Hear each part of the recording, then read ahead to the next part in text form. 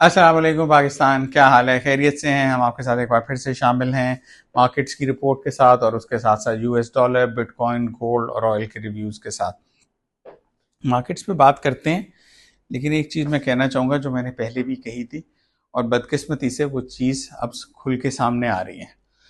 मैंने कहा था कि जब हमारी लीडरशिप अमेरिका गई, इनको चाहिए कि अपने मफादात पे डायलॉग करें। वहाँ पे जाकर ये मत सोचें कि अमेरिका आपका सगा है या आपसे बड़ी मोहब्बत करता है या आपके लिए आप बिछा जाएगा। वो अपने मकसद के लिए आपके साथ दोस्ती कर रहा है और अपने मकसद के लिए चलेगा। फॉरेन रिलेशंस में पर्सनल टाइज बहुत कम होती हैं और अगर होती हैं तो वो उस तरह हैं जिस तरह यूएस यूके पर्सनल टाइज हैं कि इन लोगों ने पिछले 100 साल में 2 जंगें लड़ी हैं। इन लोगों ने इकट्ठे जो है बैटल फील्ड में खून बहाया है, तो इसलिए इन लोगों की आपस में एक मोहब्बत है। हमारे साथ कोई मोहब्बत नहीं है, उनका ज़रूरत का रिश्ता है और इसीलिए मैं कह रहा था कि इनके साथ एहतियात से चलें। इन लोगों ने जल्दबाजी में जाके अमेरिका का जो पीस प्लान था उसको एंडोर्स कर दिया और ट्रंप ने उसको भरपूर तरीके से इस्तेमाल किया। जब वो पीस प्लान की एंडोर्समेंट पे स्पीच करने आया, उसने सिर्फ एक कंट्री का नाम लिया।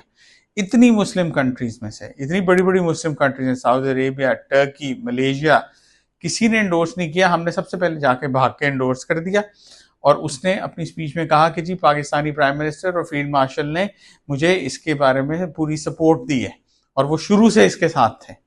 और अब वो जो पीस प्लान निकला है उसको कोई एंडोर्स करने को तैयार नहीं है और इवन हमारी गवर्नमेंट जो है वो अब उसमें से जान छुड़ाने की कोशिश कर रही है। तो ये बात मैंने कही थी कि इतनी जल्दी बिछे ना जाएं, निछावर ना हो उनके ऊपर। उन्हें आपकी ज़रूरत है, इसलिए वो आए हैं। वही बात जो कॉलिन पावेल के बारे में मैंने की थी कि वो 10 डिमांड्स लेके आया था ये सोच के कि यार चलो 4 भी मान ली तो बड़ी बात है, हमने 10 की 10 मान ली। ठीक है, इतनी जल्दी निछावर ना हो जाया करें। ये चीज आपको खराब करती है। आप एक मुल्क की किस्मत का सौदा कर रहे होते हैं, सिर्फ जात का नहीं।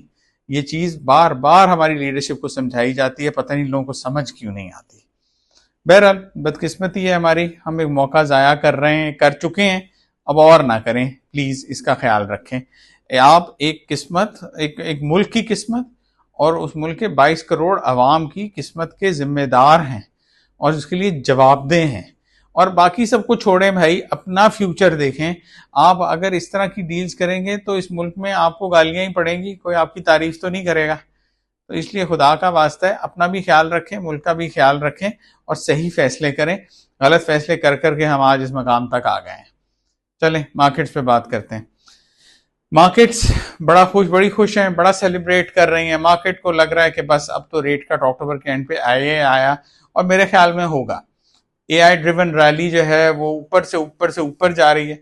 कल भी तीनों मार्केट्स की ने क्लाइम किया। 2 मार्केट डाउ जोन्स और S&P 500 ने तो ऑल टाइम हाईज फिर से रजिस्टर की। नैस्डैक में भी बुलिश ट्रेंड ही रहा।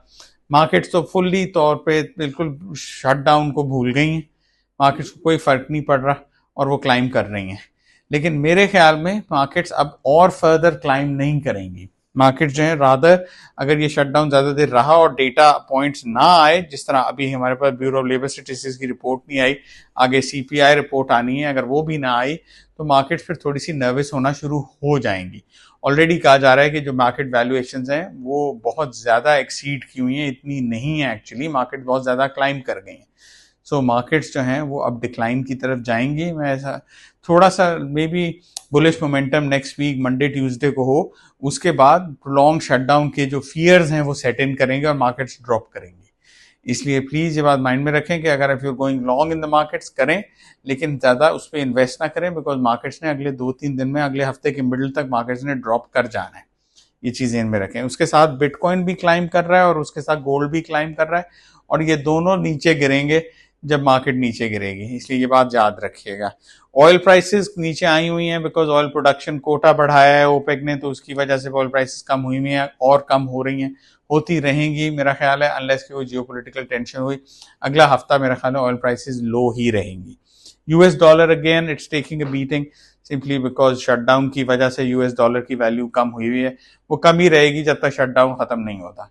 सो इसलिए अगर आप शॉर्ट कर रहे हैं यूएस डॉलर को तो करते रहिए, उसमें से आपको ठीक ठाक पैसे मिल सकते हैं।